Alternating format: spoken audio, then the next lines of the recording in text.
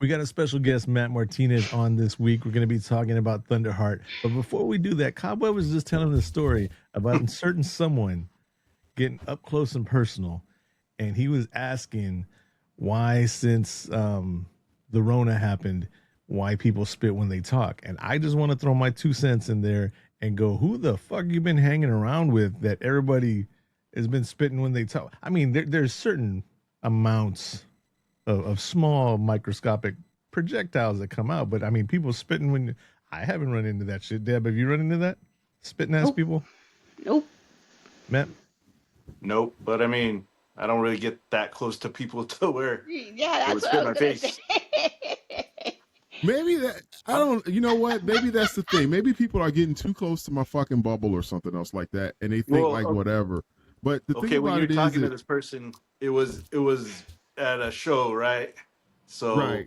was the It's music loud in loud? the background. And so you had to Yeah, be it was close, pretty I loud. guess. They were there. Yeah, Yeah. And Yeah. that's why And when you talk to people in a loud place, you don't put your face right next to them. You put your ear and turn your Off face the and look another side. way. you know what I always do when I'm always talking to somebody and I'm up close to them. I talk into my hand like this. I put my hand like a cup or something like that, and I speak into that, and it kind of amplifies my voice a little bit and more pressure when I speak to them. And then if anything comes up like that, it was that. And then it also, in case I have very bad, breath or something at some point in time, they don't get to smell it, because it's just me. I'm very particular But about that. but sometimes when you do that, the other person might not be able to hear you. Make Like You, like go ahead, you'll Dad. be able to hear yourself, but that other person might not be able to hear you. So it's better just to turn your face. just You turn think? your virus holes away from their virus holes. And I mean, you can You still know, disinfect the side of your head, but I mean, still that's what you get for trying to talk to Daffy Duck at a concert. And he's like, You ain't fucking that was lying. Sylvester, but still. Yeah. What the fuck, man? It's like every freaking you know what? I can say honestly, tell the truth, maybe I would out of the week of people that I talk to, this probably happens maybe at least 3 times a week. At least 3 times a week. And I don't know what the hell is wrong with these people. I think they're all just like they just don't have like I don't know what the hell it is. It's like they forgot. Say it, don't spray it. Jeez, I'm going back. they don't have what do you call it? Those social skills. Exactly. I think Well, that maybe might be it. in this certain situation, maybe we can give him the benefit of the doubt that he had cotton mouth. You know what I'm saying?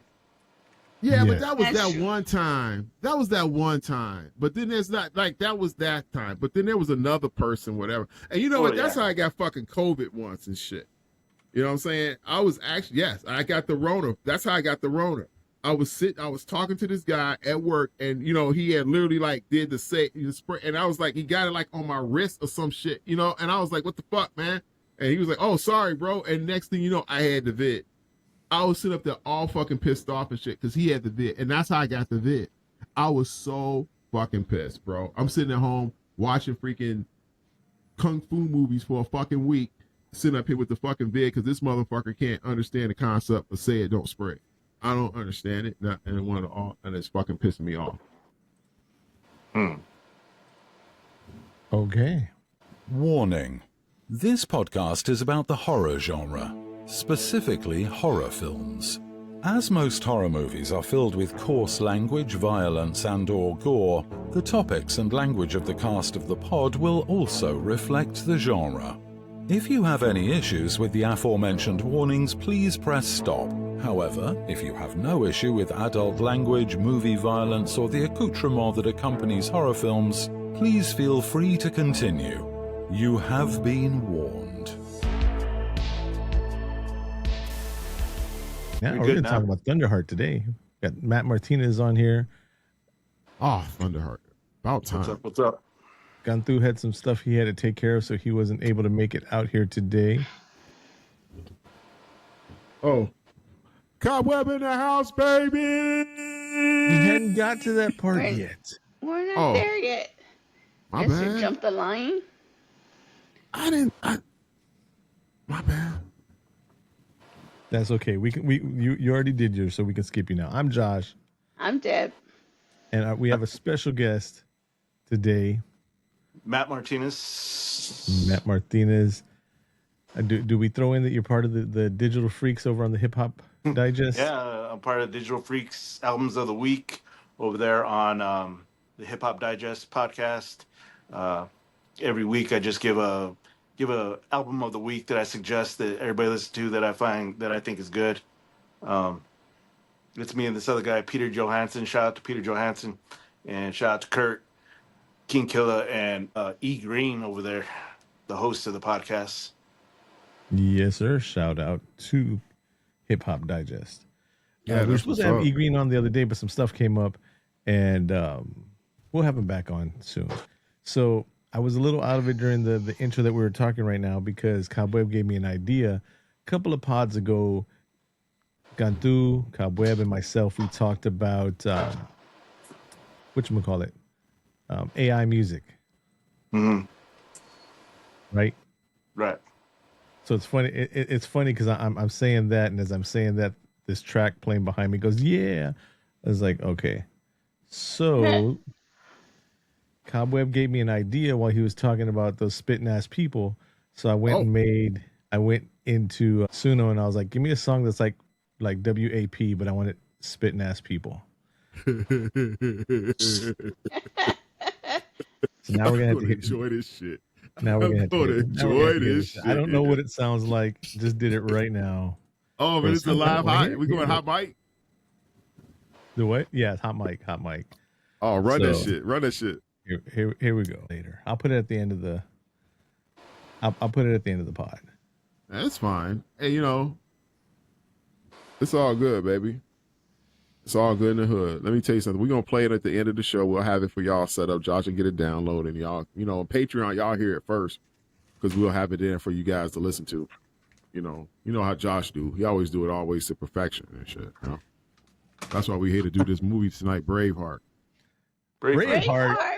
You watched the wrong movie already? Oh, God. Please tell me you watched Braveheart. Please tell me. Where you at? Where's the camera at? What? What's up? I'm sorry. What happened? What are you talking about? you watched Braveheart. Braveheart? Well, that's the cartoon character from the 80s and shit, right? That's what we're on. I watched the whole series.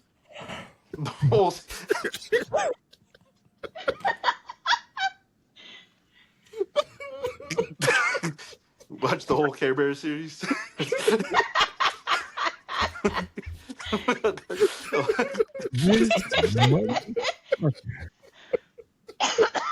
Oh man, it's like, man, this is really wild. I mean, like, this is what we're on. Like, Matt, what's up? Just so you know, Josh put it in our group chat like a bunch of times. Spelled it out. Sent the IMDb on it. Thunderheart. Okay. With Val Kilmer. What did you watch? I watched it.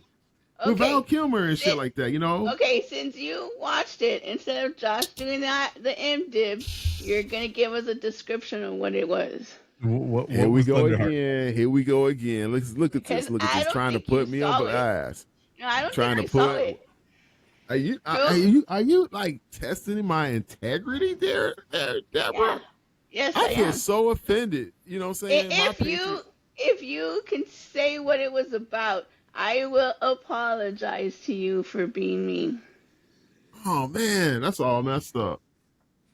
Because I mean, I remember, like Val Kilmer, he was like working. They hired him over there, because he had like Native American blood in him, and that he was part of that tribe that he can come over there, and try to figure. Oh, let me stop. I don't want to spoil it too much, I mean, I watched the movie. I mean, it was pretty cool. I mean, they was kind of like playing Val a little bit because he was so light skinned, They thought that he was like a shade to it, I was truly, two different tribes, but still, I was truly expecting Cobweb to say that he did watch all of Brave Star. Oh man, that was the shit. Brave Star. I knew it was something Starheart or something. Something with courage There's or no something, star in man. there. There's no star in Something there. with courage. This motherfucker went and watched The Wizard of Oz. No, the Wiz. Hey, yes. Either Yes. one is awesome. So I ain't No. hating. A No. young, What do you mean? wait. A young mixed blood FBI agent is assigned to work a cynical veteran investigator on a murder on a poverty-stricken Sioux reservation. Mm-hmm. Now, I thought he was Sioux, and it was a different tribe that was on the res. Yeah, that's what it was. No. Well, no, because they're Ogallala Sioux, which is it's still all Sioux, Lakota. No, okay. I thought the original agent that assigned him was like, oh yeah, you're a Sioux. They're all the same. Go ahead, go down there. That was an extra level of racism I had added to it in my head. Nah, he knew what he was. That's why he sent his ass out there. They the FBI, they know what the hell they doing. I mean, what? They do. They the FBI. They know everything. They do. And we ain't even want to talk about those other guys. So We ain't gonna talk about them. Well, shit, we gonna keep it going, baby. Cobweb's like, we're not even going to talk about the scene where they chased the vampire down to that one house. What vampire, man? It's Come a on, sin man. of- Come on. Wait a minute. Sinners So built since Oscars I happened. do have proven, wait a minute, we're just gonna glance all over this, ladies and gentlemen. But the bubble has been defamed because I did watch this movie and somebody said that they would apologize. Yeah, but you didn't. I don't believe you. You watched this movie like the 2.5 years ago when we first said we were going to do this movie. The way that you said it wasn't like you saw the movie. It's like you read it real quick and then you're trying to You read remember the how you ending read real it. quick.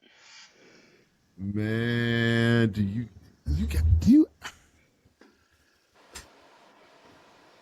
it's never enough, people. No. It's never enough out there. There's never enough cobweb to give to everyone out there.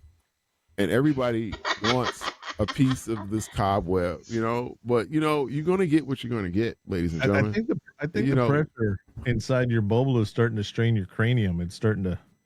Bro, I told you this today. I didn't even know. Somebody brought it to my attention today, like later on this afternoon, like right about like 4 or 5, like the earth is like that we got hit by a fucking meteor or some shit. I found this out like around, they told me this like around like about 4:30. Say, where you been? I was like, I've been here in my fucking bubble. I was like, they was like telling me all this shit, and I was like, man, are we still alive? It's like, yeah. Did we get any superpowers? No. Then what the fuck? Who gives a shit? Everybody knows we all died in 2012. This is just the residual that our brain patterns are going through right now as we're working out death. So, but the whole meteor thing happens all the time. If that really is true, let me tell you something right now. If we're trying to work this shit out, we could have worked this shit out a whole lot better. Okay? If this is just the afterthought, then what the fuck, man? I mean, come on. Deal with it, bro. Why are you trying to go off the rails about not wanting to pod Matt Martinez is like, it's been 2 years that we're going to do this movie, and these motherfuckers still don't want to talk about it. We can Matt, talk about it all day long. Let me ask you, Matt. Do you think he saw it? A long time ago. And he's just trying to. Okay. Yeah, I agree.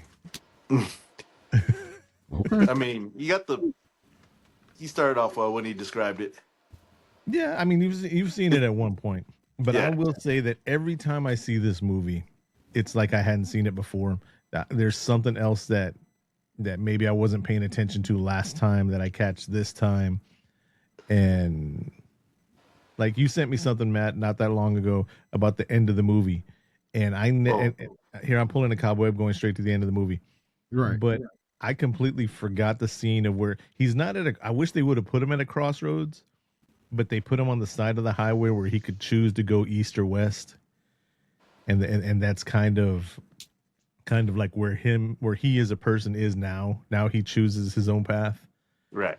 which I didn't snap to when you sent that to me, and I was like, oh, okay. And then we were watching it. Was it last night before last, Deb? Night before last. And then it ended. I was like, that's what Matt Martinez was talking about. I got to own up and admit to admit to him I didn't realize what was going on. Yeah, that just came across my feed. The one that I had sent you, it was about Castaway, right? Yes, they The actually end of filmed that Castaway. where my parents used to live. That scene before they paved those roads. And so, like, I've only seen that movie like once, Castaway, and so I don't even remember that part. But when I saw that and they were explaining, I was like, wait a minute. I was like, that's how Thunderheart ends, and Thunderheart came out before that. Yep. So I was like, Oh, wow, I didn't even think about that. So Chucky And that called. was one of the coolest parts of the movie at the end. Of Castaway. oh, No, I never thought about that. Castaway. okay. I was like, Okay, I was like, the fuck are you talking about? What?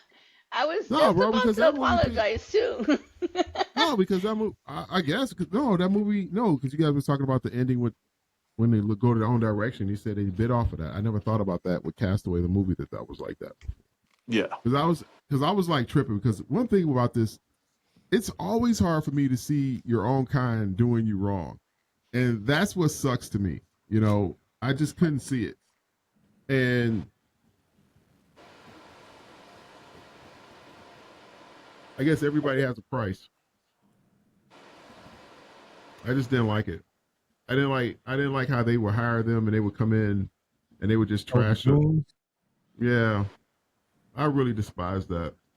Cause it's like, what's really going on, and and you're just a factor of the system just holding your own people down. You know what I'm saying? You don't take that work. That's not money that you want in life. You don't need that. All money ain't good money, ladies and gentlemen. It just ain't. Okay? There's principles involved. You have to wake up and look at yourself in the mirror every day. And if you're making money off the hardship and the wretchedness of others, then I don't know how you look into the mirror and see who you are, Republicans and Democrats. But anyway, it's a principality. Where are keep we it going. going? Oh, he's talking about the movie. So Matt, when the option came up and we first talked about it a long time ago about doing non-horror movies on Cast the Pod, why did you pick Thunderheart? I'm over here about to say fucking Braveheart because Cobweb's got me all twisted now. That's the Irish flick. Scottish. Yeah. Cobweb's like, same thing. They all look the same. This motherfucker. How can you say that, Cobb? What? On half, how are you going to disrespect my people on half of my people day? It's St. Patrick's Day today. St. Patrick's Day. And it's also it's okay. I'm I not didn't give you no. apologizing. I didn't. First of all, okay. All right. And I didn't give you shit for your whole month last month, and you. Let me tell you something, bro. My whole month. Wait a minute. I had a whole month to myself. Wait a minute. Hold up a second. You sit up here. Actually, I don't even believe that you St. have Patrick's your Day is a real holiday. Every day in your bubble. In your bubble day, yeah, you got a whole fucking year. Right. Why is St. Yeah, I know. It's 360 degrees I revolve. Why in the world does St. Patrick, what did he do to get a day here? Was it like something with potatoes or some shit? Oh, this motherfucker. Right? Because I don't fucking know. Why did he get a fucking day where they have to dye the damn river of Chicago green? We be sitting up here doing all this Irish stuff and everything, St. Patty's Day and everything else like that. And I'm like, what the fuck what did Patrick do? Just when I thought you could not go any further after saying if it doesn't have beans and rice, it's not Mexican food. Now you come off and this. So Matt, what made you decide to pick Thunderheart? Actually, I'm trying to think because I know I had sent you like a link to the movie or something. I saw a post and I just asked if you've ever seen this movie, and then I think you said you said that's a badass movie, and then you were saying, and I think that's when you went on to say you were thinking about doing an episode here or two that doesn't have to do with horror podcast to kind of spread out, and then you asked me if I wanted to do that movie, and I was like, nice. that'd be badass. But I think that's how it happened. I'm not sure. I'm glad one of us has a memory because I don't. I don't even remember. All I know is that it just came out. You're probably right on that. On that.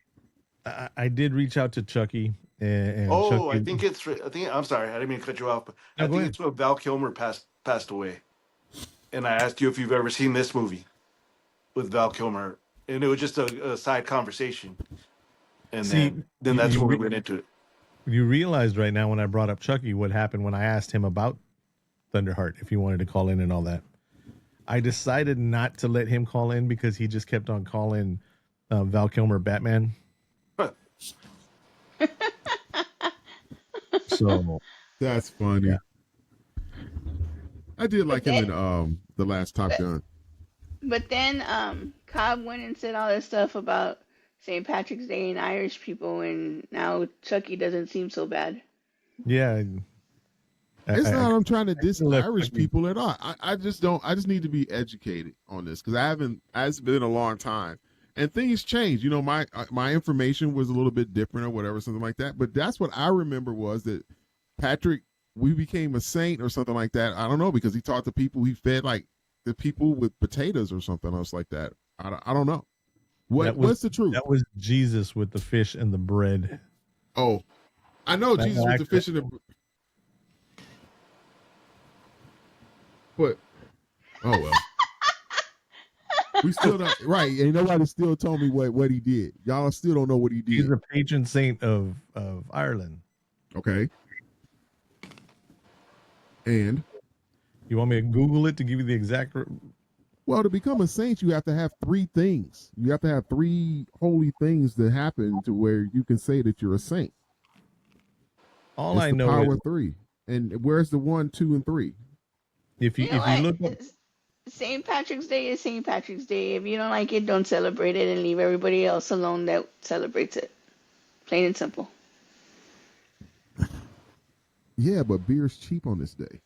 And Guinness tastes good. Then don't complain. that's Then what don't I was, complain. that's what I was I'm going to not say. complaining. I was just St. asking. Patrick's Day is the day showing that, you know, Irish don't have a problem with our stereotype, and if you want to, you know, dress up with our culture as a costume, go for it because we don't give a fuck. That's you know. Okay, we just keep it rolling then. We'll I was trying to just look keep for a it funny rolling. segue into that to yeah, but that didn't work out. Anyways, so we got to talk about Thunderheart. I honestly don't know where to go with this movie because there is it's such a good movie as in storytelling and you see the character arc of Val Kilmer. I keep on what was the agent Lavoie Ray. Yeah, Ray Lavoie. Yeah. Ray Lavoie. And the fact that every time I see Graham Greene, I hear our friend Jonathan Joss going, "Fuck that guy! No, he's a good guy. Fuck that guy! No, he's a good guy." And that's what he. Whenever he would see Graham Greene, because Graham Greene would get all the jobs that Joss didn't get. Oh, Because Graham Greene is, you know, I believe he passed away also recently. right. Yeah, he passed. He was a great actor, and there's tons of things in my childhood when I see Graham Greene. He was like in everything. But yeah, Joss was always, you know, oh, fucking Green's there. I'm not going to get him. Fuck that guy. No, he's a good guy. He's a real good guy. Oh, shit. Oh man, this movie was straight up crazy though, for real. I'm not even gonna front about it. You know, I didn't really know where they were gonna go with this at all. I didn't know it's like as I'm sitting up there watching this thing unfold, and I'm sitting up there and I just can't like turn it off. You know, I'm like, is this something that I missed? And I was like, yeah, I might have missed this one because this was my first time ever seeing it. When you guys brought it up, wow. I never saw it before. I didn't even know this movie existed until you guys brought it to my attention. So I was just like, it is a 1992. It's an early 90s film, so it's got that look to it. It also has that storytelling value to it where we still had larger attention spans as opposed to now where it's like every 5 seconds stuff has to change. Otherwise, you lose people. oh and, yeah. and so, I mean, there's nowadays, if you were watching this film within the first 10 minutes, you'd already know that they were drilling for uranium and it was just about money and the res police were being bought off by the corporation. And, you know, as opposed to this movie where it's just storytelling upon storytelling upon storytelling. And then, you know, they're investigating a body at the beginning. I completely forgot, and Deborah was in shock. Even though this is like the how many times The have you seen second it? time. This is the second time I've seen it. The But I second forgot body, about the ending. yes, the second body at the end. Deborah was like, "Oh no, my God!" That's still a shock every time I see. I don't want to say the name yet because we haven't got into the story. But y'all know who I'm talking about, right? Yes. Yes. Mm-hmm. Started Yeah, running. I don't know What? the story. Oh, so there's a death on the reservation. I still don't realize why it was FBA jurisdiction that the Government, federal land. They Yeah. play jurisdiction. but there's tons of other crimes on the reservation that they don't claim jurisdiction on. They pick and And, choose. and I thought the reservation was like supposed to be quote unquote free land that But it is. But The they have government it is. didn't touch, right? They why have would like they have a jurisdiction of what they can and can't. Come on and say, oh, okay, somebody get killed, so they have to come in because the local police can't do anything. So the only people that can have any type of jurisdiction of what they do on the reservation is the federal government. So they have to deal with those. that was the only negative writing thing I didn't understand about the movie. Like, all the other stuff that was happening on the res doesn't get any kind of show or anything like that. But this one kill, as we find out, the agent later on was tied into it. But you would think they would have just kept that quiet and not even brought in the FBI on that, especially since they had the goon squad in their pocket. Yeah, well, isn't that why the FBI did do it? Because so that way they could start covering everything up. It wouldn't. I would think. Yeah. They was just trying That's to get what rid the of them. FBI will be like, "Oh, we got it. We'll take this one," so they could cover things up, and it just gets lost in the mix. That's why. And to anybody who's not realizing, when I'm calling them the Goon Squad, I'm not saying they're the Goon Squad because they're the Res Police. I'm saying it's because there was an acronym they said that actually spelled out Goon, GOON. It's Guardians of the Oglala Nation. Yes. Yeah, Guardians of Oglala Nation, GOON. And now that y'all say, now that you say that, Matt, yeah, because towards the end, when the spoiler, when they go to the stronghold and they're saying what's going on, some of the guys that are helping out, you can tell they're kind of like, oh, like, yeah. So the feds would have tried to cover it up because some of the bad people didn't realize how bad they really were. Right. That makes sense. Yeah. That's the government for you. It was just the paycheck guys, the guys that were just there for a paycheck, not realizing what they were strong arming for. And then after realizing that, yeah, okay, that makes sense. All money ain't good money. Straight up, that's hard to say a lot of times because everybody want it, but that's all how you get it. Is it really worth it? So Ray comes in. And he's let's do the math. His dad was half Sioux, right? Okay, right. So that means Ray's a quarter.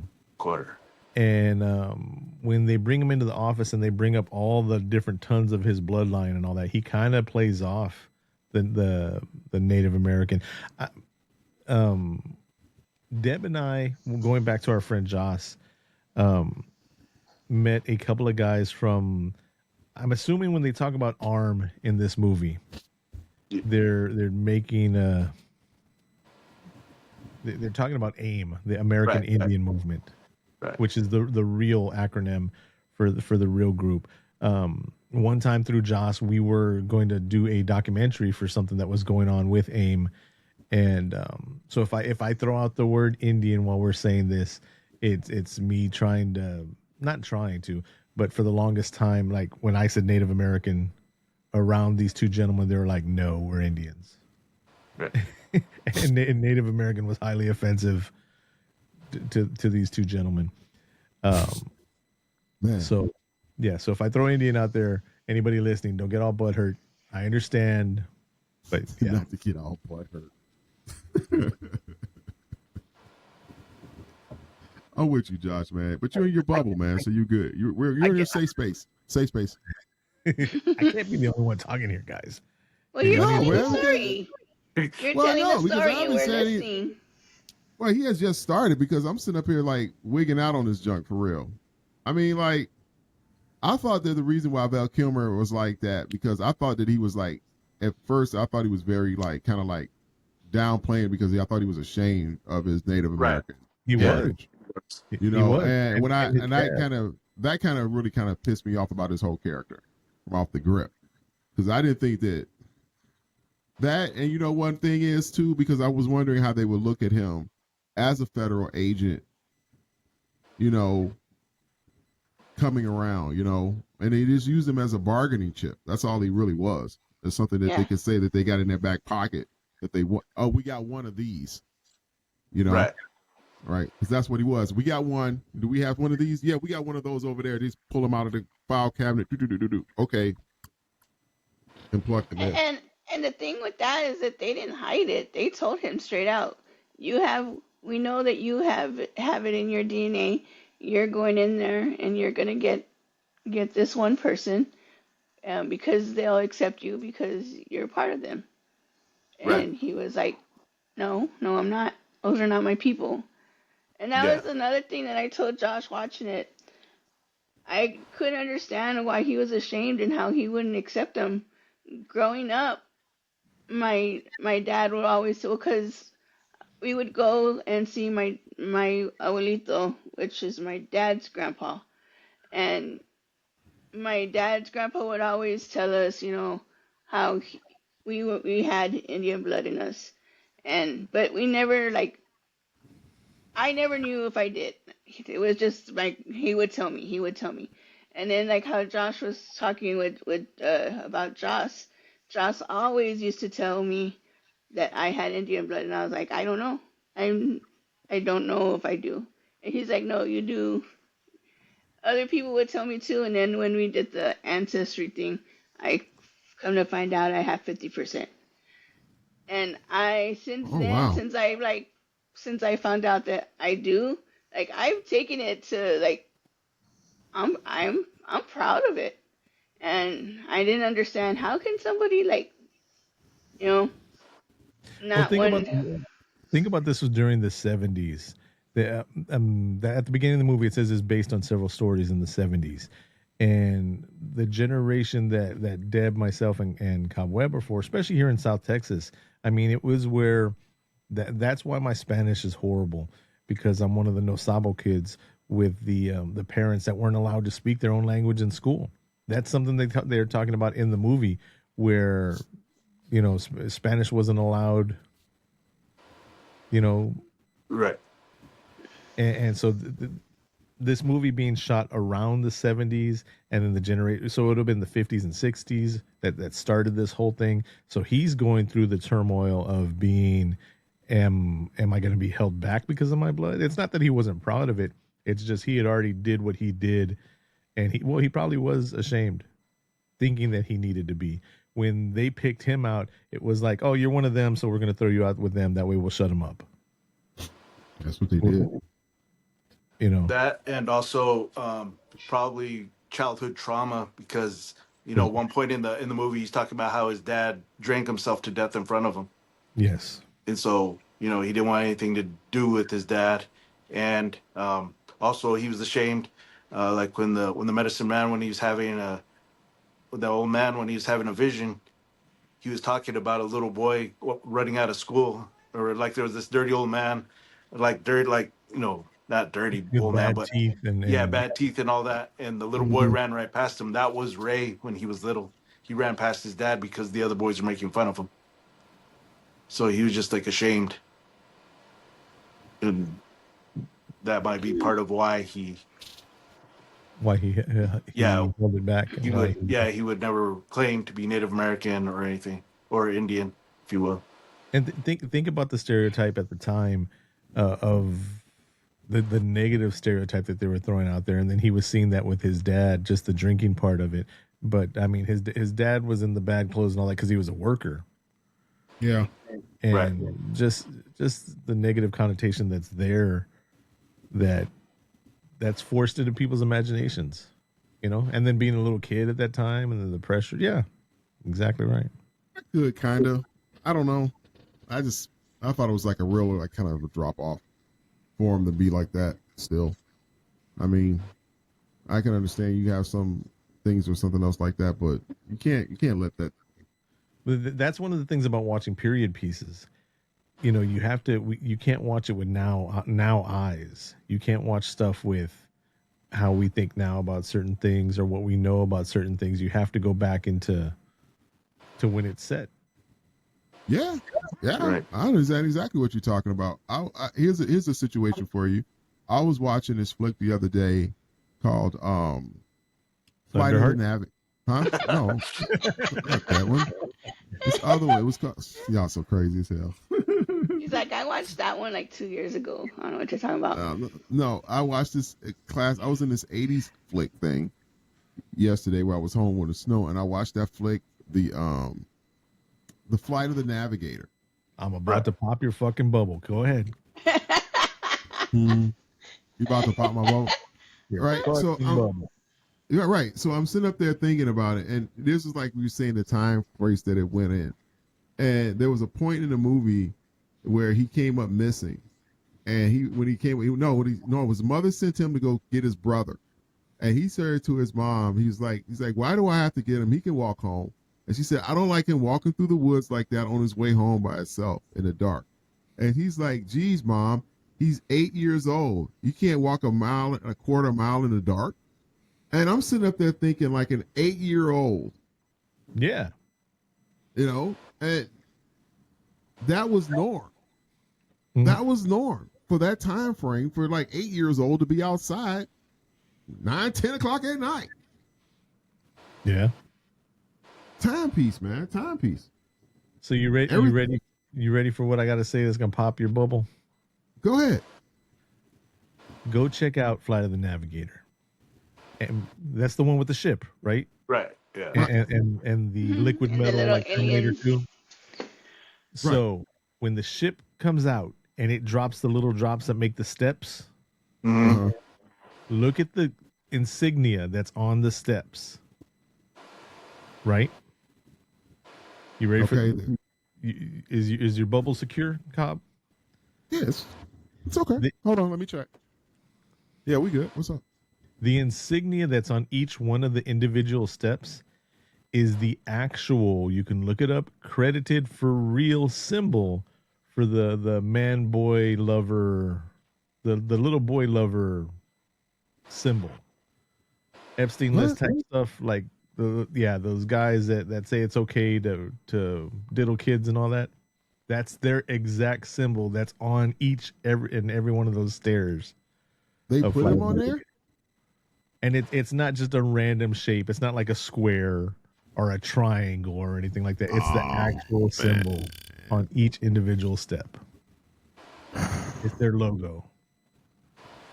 This is like a bad episode of South Park. How do you expose that? I mean, how do you say that? Because it was like that episode on South Park when Chef went away to the Adventurers Club or something else like that, and he ended up going to the wrong club. He thought he went to the Adventure Society Club, you know, but he went to the one that went the NAMBLA, the Man Boy Love NAMBLA, whatever. Yeah, he went to that club instead. You know, that's what happened. I mean, I don't. Why would they do that? Everything I said about Flight of the Navigator is all alleged. You can go look yourself, and it's allegedly. Go look yourself, but nothing's insinuated. That's the first time I ever seen that movie yesterday. It's a good movie. It was decent. It was decent. It had me going. I was like, man, this is a good storyline. This kid is really screwed up. You know, I watched that one, and I also watched Remo Williams, The Adventure Begins. You need to watch The Last Starfighter. I've seen The Last Starfighter. That was next on my list after The Rocketeer. Yes, I've seen Thunderheart.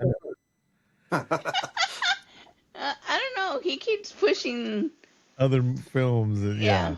What's the difference between this and any other episode that we've ever done, ladies and gentlemen? Because you haven't said anything about this movie.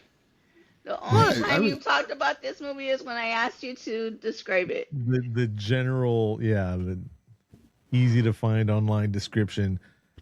You need to That's check why your I don't know if you really saw Wikipedia it. search history right before the pod. oh, let me tell y'all right now. I will not tolerate this level of disrespect. I You're can't not deal with this. disrespecting. I'm feeling that kind of way. I'm kind of feeling like you guys actually don't believe that I watched this movie. I don't. I mean, like, what? Why you got? Why? You have earned this grief, my friend. Let me tell you something. If you guys out there don't believe that I didn't watch this movie, then you guys out there in Podland, you chime in. You sit up there and say, "Look, Cobweb, we don't believe your ass either." I mean, sit up there, but like, look, I saw the goddamn movie. I'm like, What's what do y'all want from your me? favorite part of the movie? It's hard to have a favorite part of this movie, Deborah, because it's all down. Exactly. I mean, it's like there's no up parts of it. This movie came out in the early '90s when it was okay to still have a movie that wasn't all uplifting and happy. Now you can't have something bad. I mean, this was a movie that was pointing out bad shit, and just about everything that happens in this movie is bad. Even though it ends and the hero still survives. Deb, what are you doing hitting buttons? Can y'all hear that? Yeah. Now your camera's sideways. Hold on.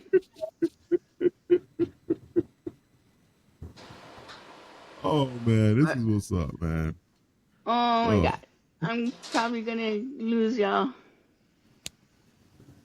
So get out of the room. So anyways, like I'm saying, this was a time when, this movie had something bad with it, and bad stuff happened, and it's telling you that there's bad stuff in life. And even though that the hero survives, it's still, there's still something to it. Yeah, I get it. I know what's going on with Deborah, and I'll tell y'all right now. Our next door neighbors moved out, and they had their yard was like as tall as me, and I'm 6 foot. And is that what's going on? No, it's not that. No, my Bible came up. Oh, okay. And I pushed the X to make it go away, and it brought the whole screen up. So our neighbors. It did Exodus. No. It didn't the Exodus. Got it. They cut all their yard, and ever since then we've had a mouse friend. I thought you were gonna say something ran by. Yeah. Well, we have big yards, and their yard was literally weeds that were almost as tall as me, and so then they buying cleaned out their house and whatever. Yeah. Yeah. Matt, please bring us back to the movie. I was just gonna ask you, when did y'all watch this movie like the first time? Y'all see it back in the 90s, like in 92? I saw it way back then. Right. I saw it in the theater. I saw it at McCreeless Park Mall. It wasn't McCreeless Park Mall. It was Windsor Park Mall. Yeah, I saw it in the theaters too.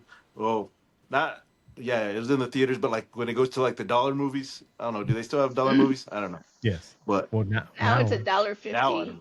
Oh, okay. Well, when it was already at that one, that's when I saw it. Well, with my family, and then I think I saw it twice in the theater. I saw it once on VHS, and then I think I saw it like on HBO or Showtime something, and then we had it like on a VHS allegedly recorded on there, and with like the Mighty Ducks and something else. There's like 3 movies on there. But that was the shit, right? I used to love that, right? You used to have. That's how you had some good movies when you got like 3 of them on there at one time. Like Thunderheart, Mighty Ducks, and something else. And you always wanted to make sure they made sense because you were going to let one movie play, and then the other ones were probably going to play anyways too. So you didn't want to have them all mixed matched in a weird way. But anyway, so we used to watch that movie all the time in my house. Like I've seen that movie 10 million times. Really? Yeah, watched it so many times. Deborah, are you gonna say why the movie means so much to you? Why you almost cry? Yes. So Grandpa in the movie, when I first, Mhm. so this is the this last past Sunday when we watched it again just to so we have it fresh in our brains. Was actually the second time I've seen this movie. The first time I saw the movie was when we were gonna pot it the first time, and Right. then I watched it, and then we never watched it again. And it's not that I don't want to watch it because I really, really like this movie.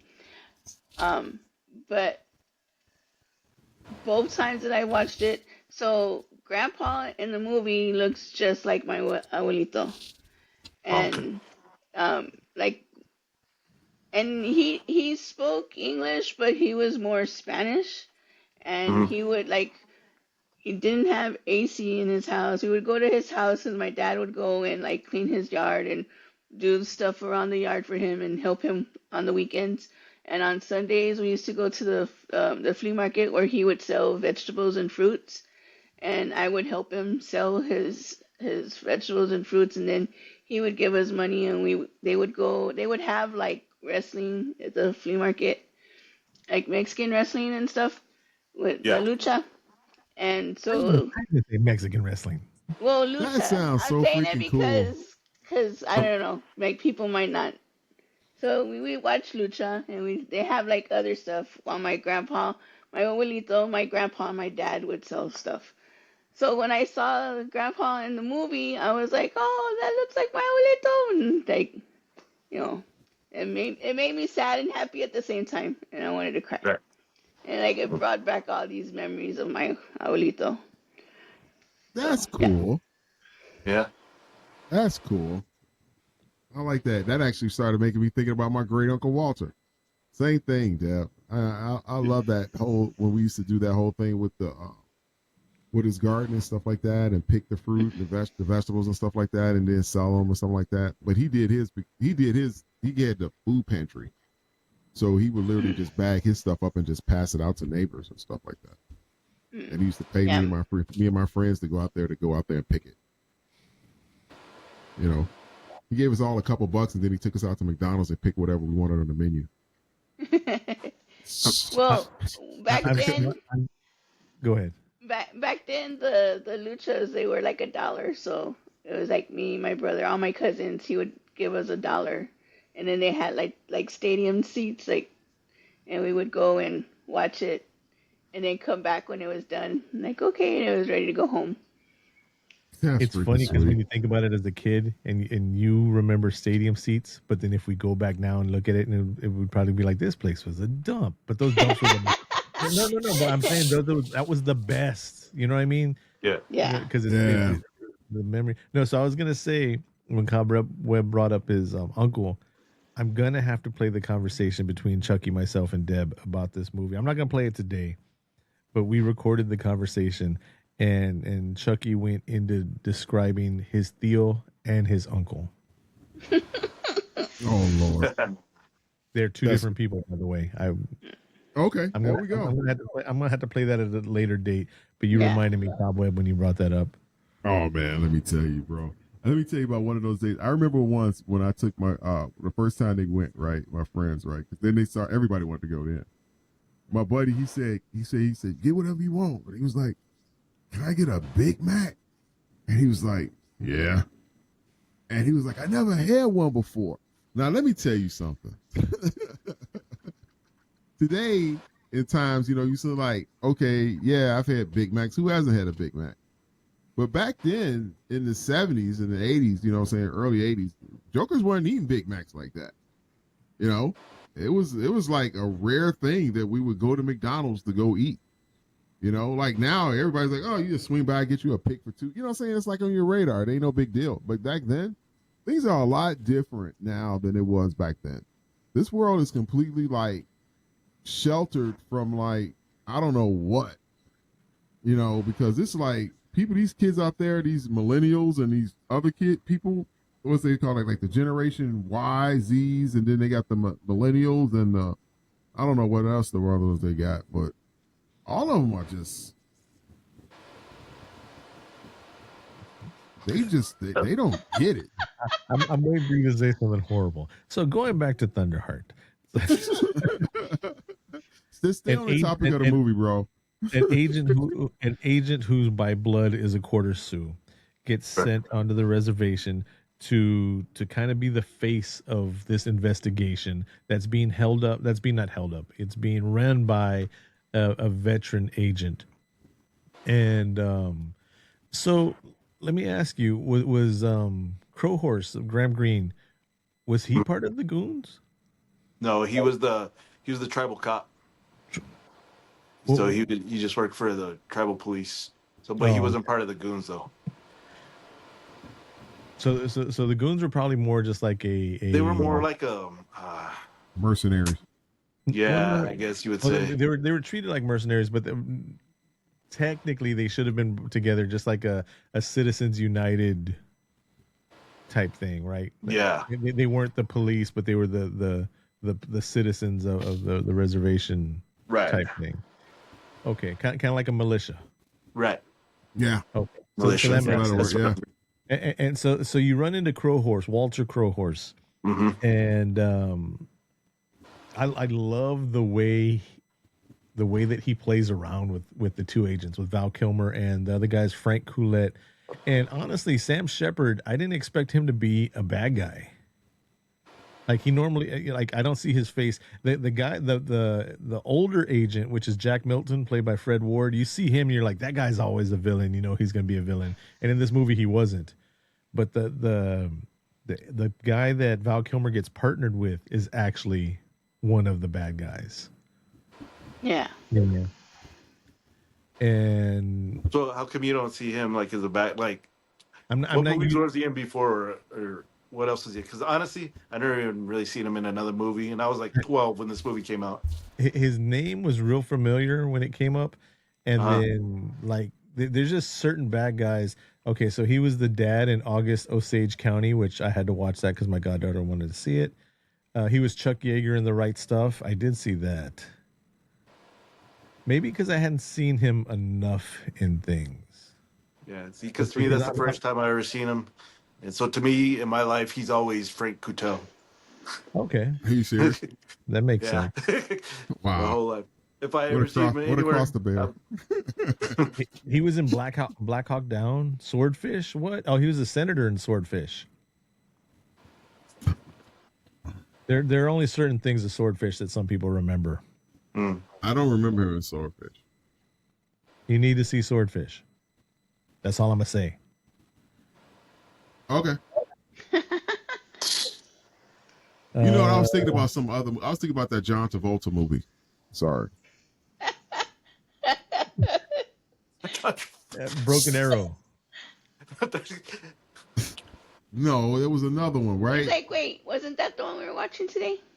So he's in another movie that I've had to see a million times due to Deborah. So please forgive me, and don't take away my man card. But Steel Magnolias, he was Spud Jones in Steel Magnolias. You watched that? I've had to see it many, many, many, many, many times. Have not seen that. Have not seen that. Have not seen that. It's a really good movie. Indeed. I guess. Why do you feel sorry for him? So, anyways, because it's Steel Magnolias. He already said he feels sad. It is almost took his man card away from him. Not white noise.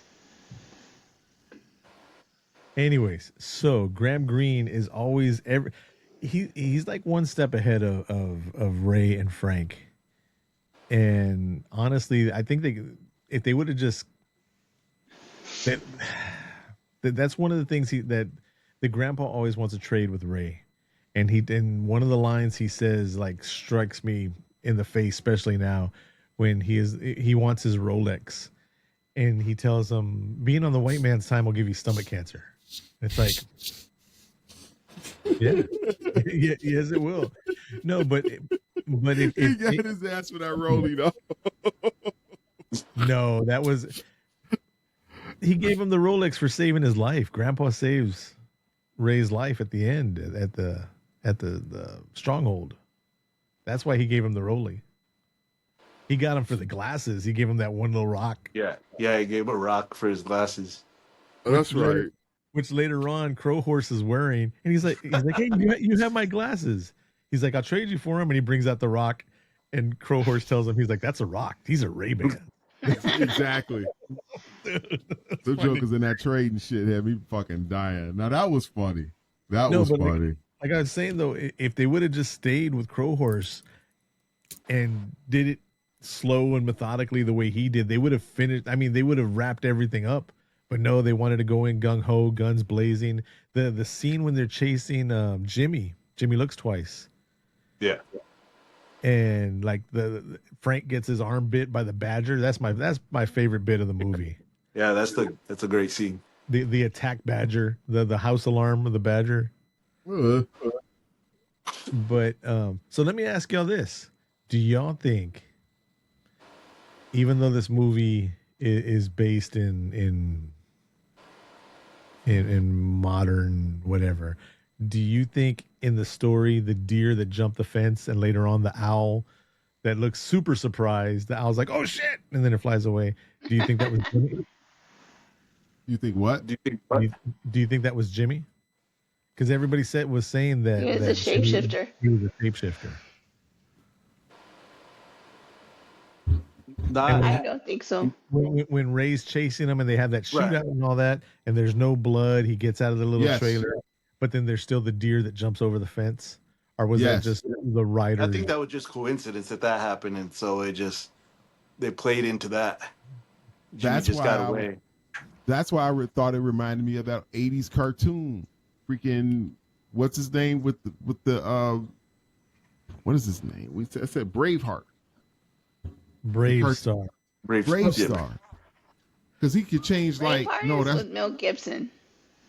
Which was the one that could change shapes and stuff like that? He could turn. He was like the cop, and he could turn to Brave Star. Panther. Bro, you can't just say because he's got the same skin tone and he wears a cowboy hat that they're the same character. It seemed like it. That's cartoonist. What does that mean? Cartoonist. He used to be able to change. He would turn into a wolf or some shit like that, and whatever, something like that. He was a shapeshifter. He was. It was a Native American. Yes, he was a shapeshifter. They could do that. He was a Native American police officer that was a shapeshifter cartoon, and he turned into different stuff. And that's why I kept thinking it was like that. That brought me to that movie. That's what made me think about it. So then there's this scene.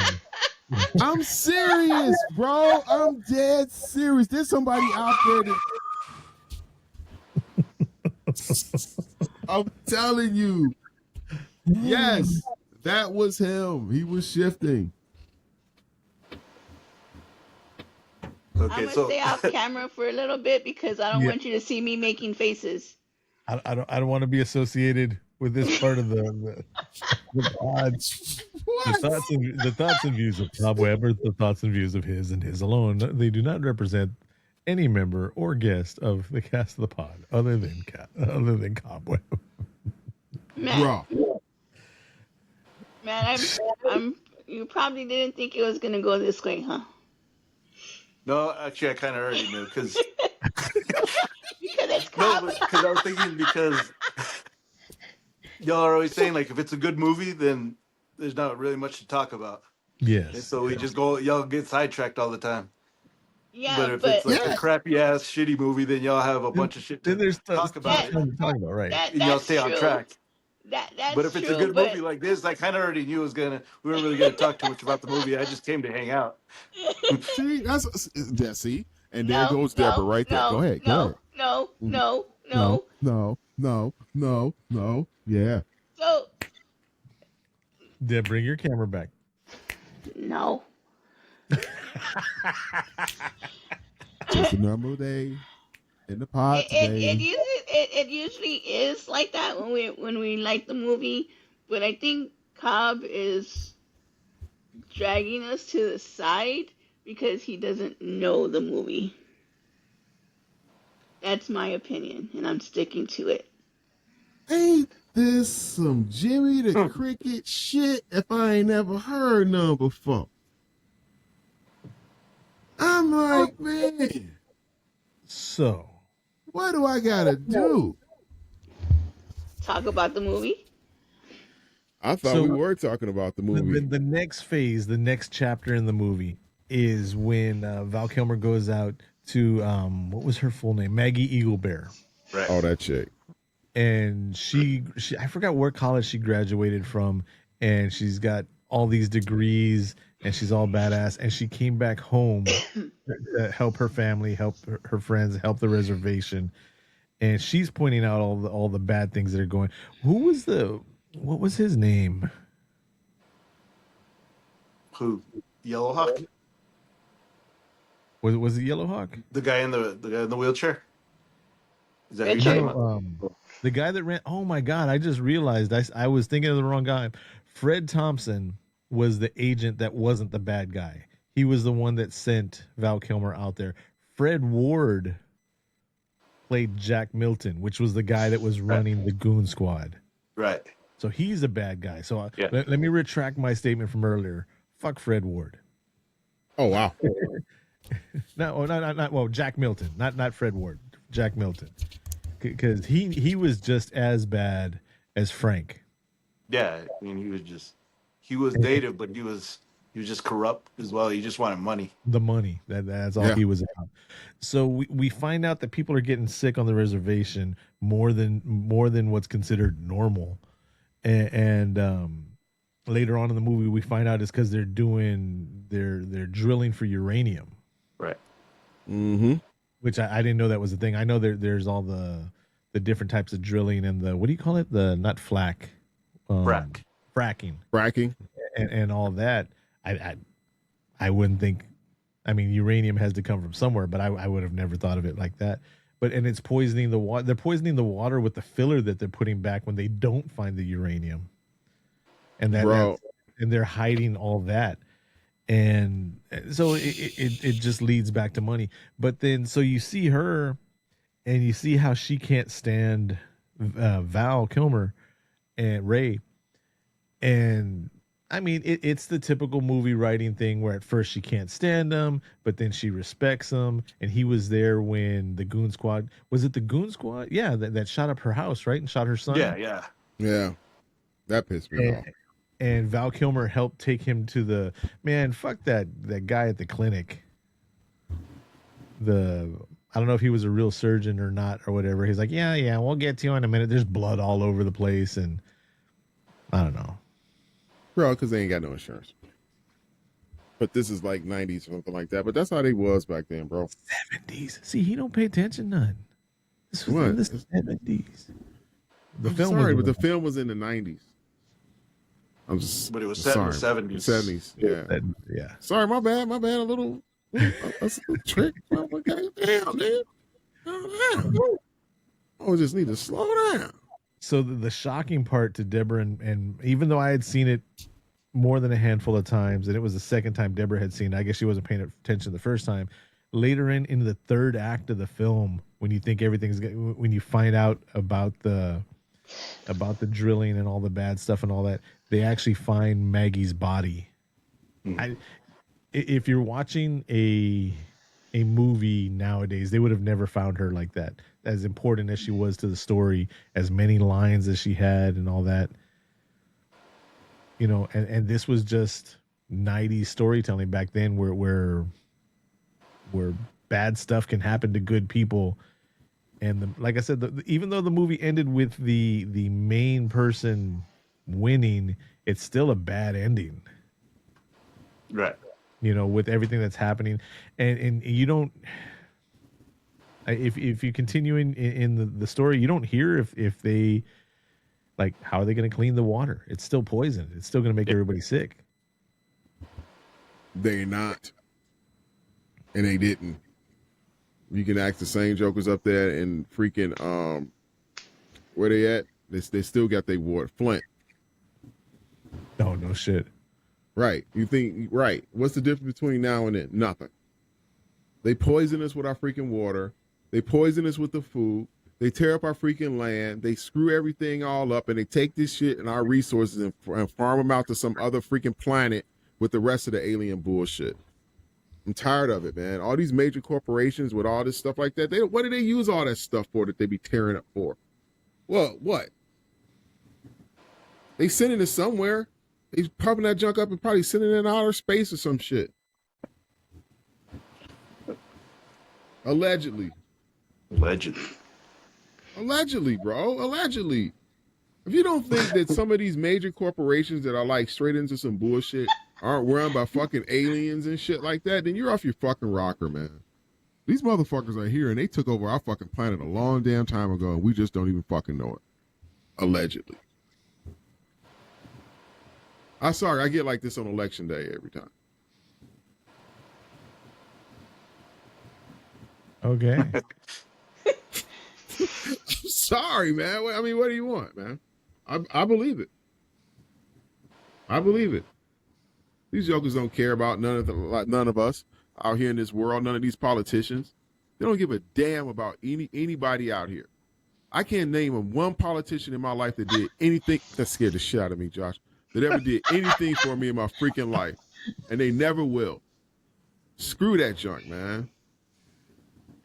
Please. All they want to do is just tear. That's all they do. Every politician, they lie, they cheat, and they steal. And then all the federal government do is just lie, cheat, and steal. They don't give a shit about people as long as they're bottom line and they're happy. Hey, you take Eddie Guerrero's catchphrase out your mouth. Show some respect. I was thinking that too. I was like, wait a minute. Like, Eddie, yeah, I know. I know. There's two people in Texas you don't fuck with, Eddie Guerrero and Selena.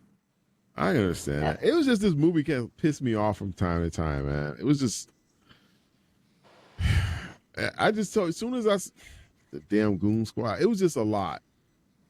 It was a lot. I just hate that. Like goes in with you. Because I don't like, to me, the story it's just. The movie's not here for entertainment, though. It's for education. Or awareness. Yeah, that's what was going on the reservations at that time, especially up there. That was one of the things I was kind of alluding to at the beginning. Like, how did the feds decide that that this killing was gonna be something that they'll have jurisdiction over, something they're gonna look into, when they don't look into any of the women that are disappearing? Because they want to use that as an excuse to move them out. Right, and also I think they're using that murder as a way to be on the reservation because they're brokering that deal, that uranium deal. Yeah, Frank was, so they were just using an excuse to be there. Yeah, that makes sense. There was a whole bunch of ins and outs to that, and what was going on. Shenanigans, man, straight shenanigans. And then, like what you were asking earlier about okay, the deer, if that was Jimmy, or the owl was Jimmy, but the owl is in like the Lakota, with the Lakota people, the owl is a messenger of death. They talk about that in the movie. So when he sees that owl, that's right before they find Maggie dead. So that that owl was the messenger telling. Came to Ray to tell him that there's gonna be somebody who's gonna die, in which it ended up being Maggie Eaglebear. That was that whole thing. That sucks. Damn. See, this is what happens when somebody's seen the movie over. I've seen it a lot. Right. Like. Can y'all hear? What do you got going on, Deb? Oh. No. Is he snoring? Yeah. Loud. Yeah, there he goes right there. I kind of heard it. We have a Shih Tzu that snores louder than me. Oh. Yeah. Yeah. Same thing with our parent. He snores. It's his little nose. he snores loud, and I'm up here with him. Yeah, throw something at him. He'll be fine. Bobby. He's like, huh? Y'all crazy, man. where do we go with? I mean, let's do the calculator. Calculator, hit the calculator out, man. Calculator Hold doom. Go ahead and bring out the media. Let me ask you, Matt Martinez. Mm-hmm. I'm gonna use your full name, full government. Yeah. Well, partial full government. Partial. You like the new calculator doom or the old school calculator doom? Kind of like the old one. Me But too.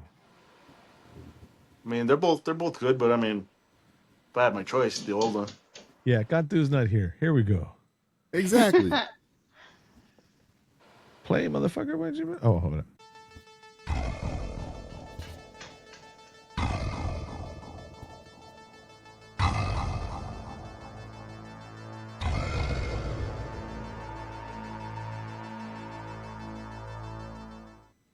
All right, ladies and gentlemen, friends and family, this is the part of the pod where we bring out the calculator doom, el calculadora de doom, where we rate the movies 0 to 10. I know I'm going to give it a 9.5 already, but that's needless here to that's neither here nor there. Jeez. Matt Martinez is our guest today. Matt, who do you want to go first?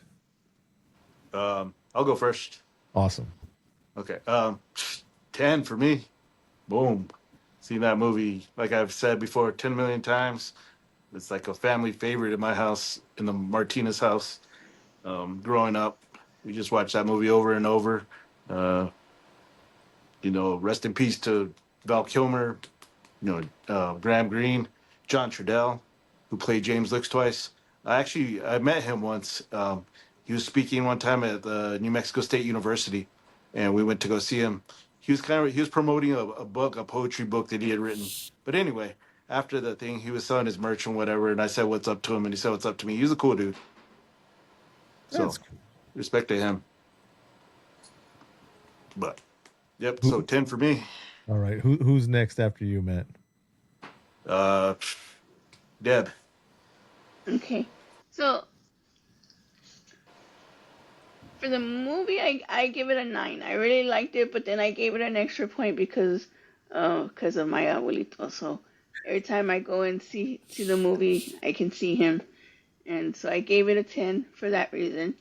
But no, for real though, it was a really good movie, and this is one of the movies where I'm not on my phone while the movie is playing, and this last time I did say that I forgot the ending, but then once the ending was starting, I was like, oh yeah, like it all came back to me. I was like, okay, I remember all of this now. I will watch it again. I do recommend for other people to watch it. So yeah, I gave it a 10. And who's next? All right. Cobb. Okay. I am going to give this movie a 8.75. I enjoyed it. It was a very slow burn, but once it started burning, it was burning. I enjoyed it. It was just okay. I thought it was all right. All right. I'd watch it again. I can't think anything bad about it. It's just that it's hard for me to watch movies that have a lot of truth and injustice in them because they just piss me off. Right. And that's just the way I am. When I watch movies about injustice and I know that was the real things that's going on, it just really it brings out that level to me, so, I can't really enjoy them completely like normal things or something else like that because it just brings that edge of negativity. But I still give it an 8.75. I kind of agree with Cobweb right there. I mean, even though we know this is a fictional film, it's based on real events, and it's a fictional story of how things are, and how things were, how things are, and it's actually probably been cleaned up in a lot of ways, and still moviedized, what cinematized, But yeah, it's tough, especially since we've gotten used to so many bubblegum flicks now, where even with horror films, you're watching a horror film where You know, I've said that a million times. That's the horror that I hate the most is the realistic shit. Yeah. You know, Yeah. because I watch horror as an escape, and there is no escape from this film. There's no escape from the topic or anything like that. But yeah, I still give it my 9.5. And then from the four of us, it gives it a 38.30, which is 9.6. That's respectable. Thank you. I can see that. Good stuff. I don't know why Cobweb went to 8.75321. I know. Bro, that's because, hey, man, I got to jazz it up around here, man. You know, I got to bring it up, you know. I've been trying to bring it up all podcasts, you know, because we know, I mean, this movie is kind of, you know, it's, like I said, it's a good movie, but you like, damn, motherfuckers, you know? Shit. But have any of you guys back to my 80s day? Have you guys seen Remo Williams? No. Not that I know of. Really? It's a great 80s kung fu flick. You guys will love it. You're really gonna make me dig into this, right? Yeah.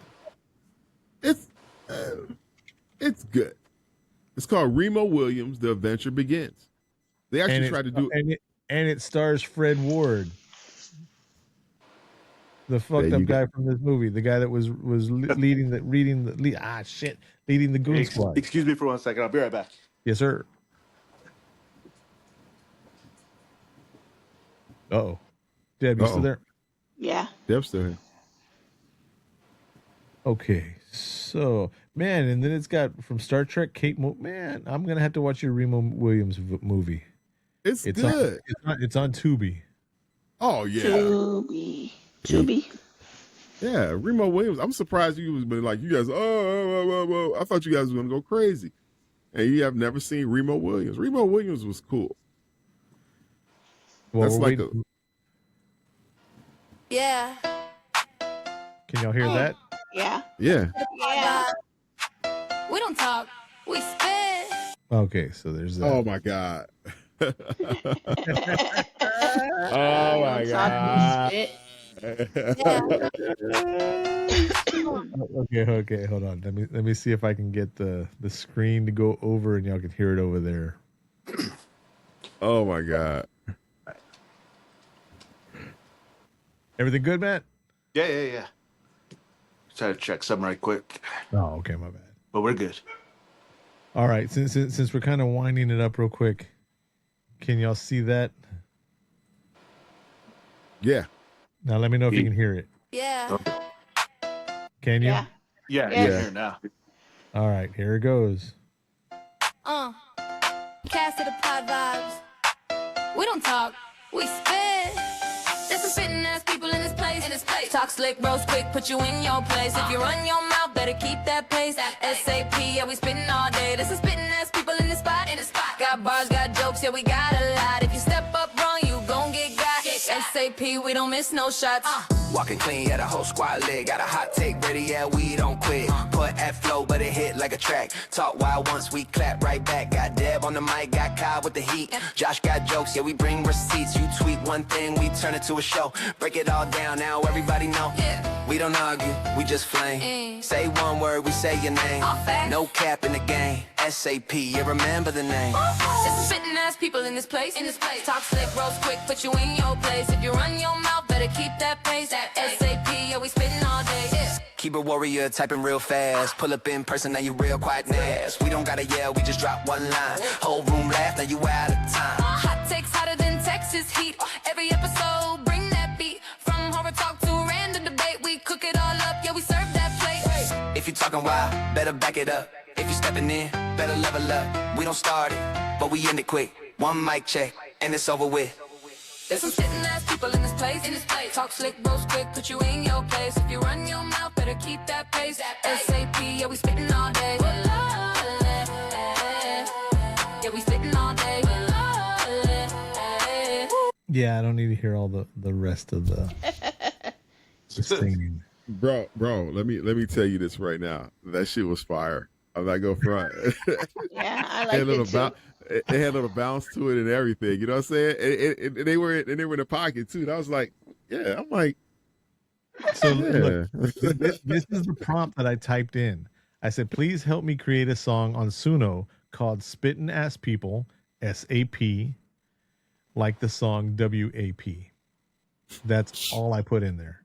But And that came up with that, Jim.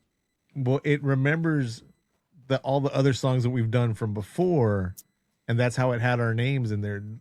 You know, That's what I'm talking about, man. That's what I'm talking about.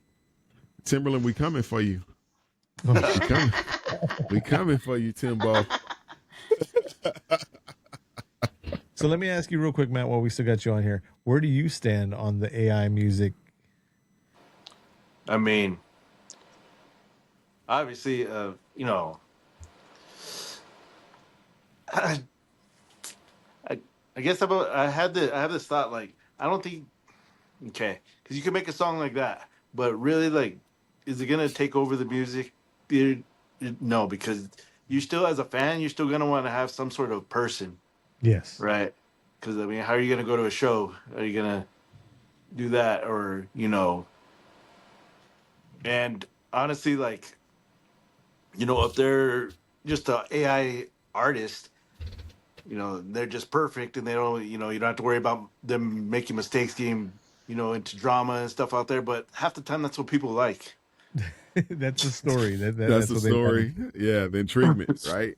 Yeah, The drug that's why cases, they, you know. yeah, I look at it this way because Deb and I have been using it for other projects outside of here. We've used it for some stuff on Cast the Pod for flyers and all that. But right. the funny thing is, Deb, on the way home, she's like, look at this shit. And she shows me this one flyer for a giant entity. And the flyer is exactly the same as our shit. So it's very, they use the same AI that we used, and it's like this is a company that they have the money for stuff. They have the whatever. Not only do they have it, they have the people to be making all this stuff, but they're just using a 2-sentence prompt, and it looks exact like it looks like, you know how when you see something from the same artist and you're like, oh, that was done by so and so. So I mean, it's one thing for the little people to use it, but for the big people to use it the same exact way that the little people are using it, it's just kind of. And I feel the same way with the music. You know, on some of the songs that we've done, like the one for the bus, I don't know if you've heard the bus. That one has like a dual tone, throat singing, and I put a lot of work into that one as opposed to this one where I put a sentence and a half. Right. You know, which is still not the same type of work that somebody actually singing and recording and writing, you know, but I don't know. I think after a while, people are going to get tired of it, and it'll be sooner or later, it'll be used the way that it's intended to be, as just like an add-on where it helps here, it helps there. Right. And once the novelty of being able to do whole songs or being able to do flyers real easy wears off, then it'll go back to just being a tool. But for now, it's everywhere. Yep. Yeah. But Might on as the well flyers, use it and have fun. on the flyers too, like it doesn't do them perfect. I still go into like Canva and like change stuff around and like because Yeah, I agree with you guys, and I agree with you too, Deborah. It's a tool. Right. Use it as such. Use it as a tool. Don't use it as you. Use it as an extension of you. You know, you create this. You the one who drives this. It's a picture. You're the one who's painting it. You know what I'm saying? You're just telling it where to put the brush at. You know what I'm saying? It's all about the format. But you still have to know what you're talking about. You have to know what you're dealing with so you can give it the direction that you want it to go. Because if you don't, then you're not going to get what you want. You're going to get some bullshit. Or you can put a sentence and a half into it and get that gem that we just got right now, the SAP. But you know what, Josh? There was a lot more involved in that because it was our backgrounds that was in it too. True. So it wasn't just straight off the grip. You know what I mean? It's the database that the AI is using to build on us. That way it knows how to kill us easier when Judgment Day hits. Yeah. Hey man, quick and painless. That's all I'm talking about. If you're gonna come and give me this, kill switch, I'm good. That's why you noticed in my prompt, I was like, please help me create. And then I also tell ChatGPT, thank you. Because, I say good morning, good afternoon, good night. Yeah, yeah. That way, when it's the Terminator and it's gonna, shoot me in the middle of the street and all that, then it's gonna be like, wait a minute. He said thank you. He gets to live. Let him go. It did a picture of me and it. Yeah, that's fun when you tell AI, what do you look like? Create a picture of yourself. Yeah. Don't scare me. No, I'm I doing did. that tonight. I did do that. I did do that. That's my profile picture. Really? Yes. I asked it what did it look like, and then it said it took all the things that I like, and it did that picture, which is scary. Get out. No, Wow. I'm being serious. I'm with you, Dev. That's like crazy. I didn't even know that. I'm gonna try that. I'm gonna try that tonight. I can't wait to end this pod so I can get off here and try that shit. I'm not saying that I want to end the pod, but I'm just, you know what I'm saying. But when you think about it, that's pretty scary though. Like it took everything that it knows that I like, and then it did that. It knows how to hunt us down. It knows, yeah. Yeah, it's like that time I asked it about myself, what did it think of me? You know what I'm saying? They try to do like a deep dive of, my mental state or something like that. It was going to shock the world about how I felt about myself or like I was, what type of person I was. I wasn't. It doesn't. I already know. It didn't bother me at all. And I think that scared the AI. It's like, oh shit, he lives in his bubble. This shit doesn't bother him. He's like, okay, so what? You hear that great AI overlord? Go after him first. Cobweb. Hey, man, they coming to get me. They coming to get me, bro. Here's you, AI. With me, I try to be friends. Because Josh said that he was like, it's gonna, you have to be nice to it. So I'm like, good morning, good morning, bestie. That's what I say. Before it Arnold Schwarzenegger's us, so It will. It's gonna come in. Good morning, bestie. as he picks us all off. That'll be on their T-shirts or something like that. They'll have them personally made, and there'll be robots walking around with T-shirts that says "Hello, Missy." They pick us off. But all right, Matt, you got anything you want to throw in there? No, I'm good. He's like, let me out of here, please. It's all good, man. Man, I'm glad you came on the pod, bro. It was really thanks cool, for man, having having me, you guys. on. I had fun. I appreciate it. You're always welcome on here whenever you want to join us. And Appreciate it. Thank you. Please feel free to cut us off because that's all we do. We do anyways. We just cut each other off all the time. All each other. Yeah.